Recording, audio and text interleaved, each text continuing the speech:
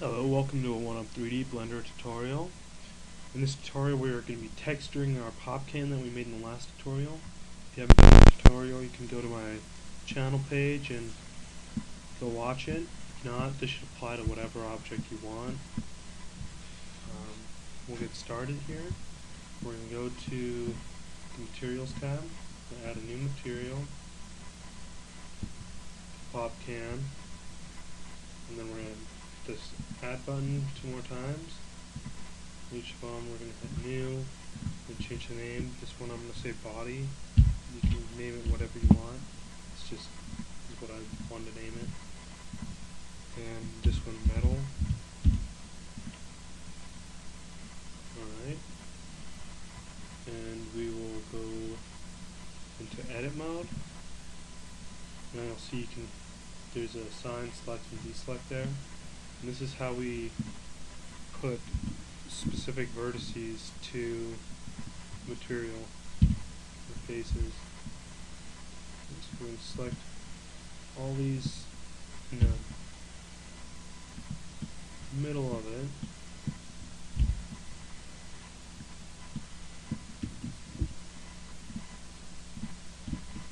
Careful when you have the extra view on.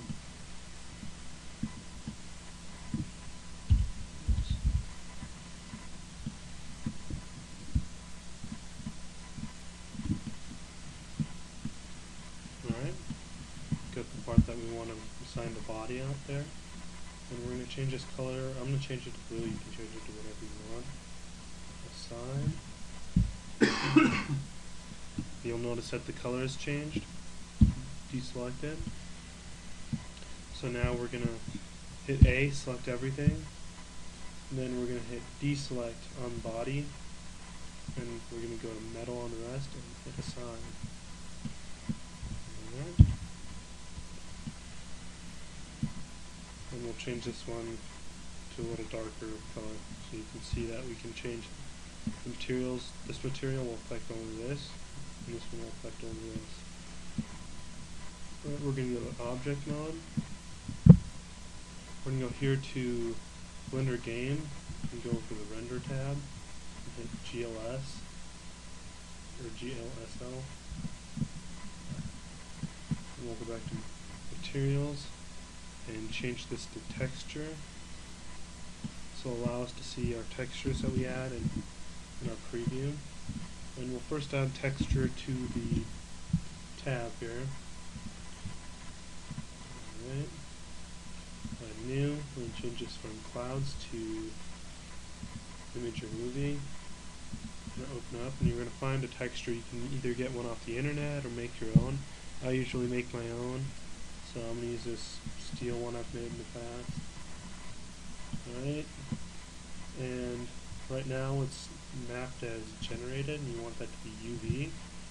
And we can go to edit mode, select the whole thing, change this down here to UV image editor, scale that up. We're going to hit U in this screen and unwrap it. Lots of times you're going to need to play with things to get it to unwrap the way you want, so I'm going to go to UV Smart Project, and that'll work better for this. Alright, we can go to object mode. As you can see, there's not a lot of detail in it showing, so I'm just going to scale this up a little bit to show you how that works. You can scale those and scales it to the size of the image. So as you can see, there's more detail on it now. I don't really want that since the pop can usually is pretty smooth. Put it about there. Just for fun. And now that we have that on there, we're going to move on to the pop can and editing its UVs. So we're going to go back to solid mode and we'll select this and we'll just smart project it, unwrap it like that. And this is not how we want it to look, how it's all broken up and these parts are all separated. We're going to want this whole body part to roll out like flat, continuous, like a piece of paper, kind of. So what we're going to do is we're going to make some seams. We'll select this line button and we're going to start selecting the edges there. Now I'm going to pause it and do this so we don't waste time. Alright, we've got our edges selected. We're going to want these two edges and line going between them. We're going to hit Control E. We're going to mark seam. And now we'll go back. We'll click the material tab up here, go to body, we'll hit A out here, and we're going to select body. We'll go back to vertex 1.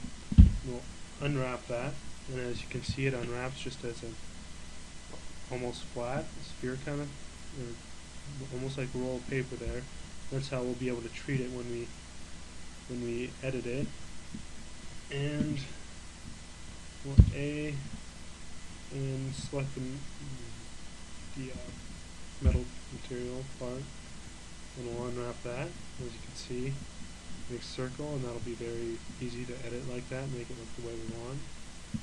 And this will be part 1 of the texturing tutorial.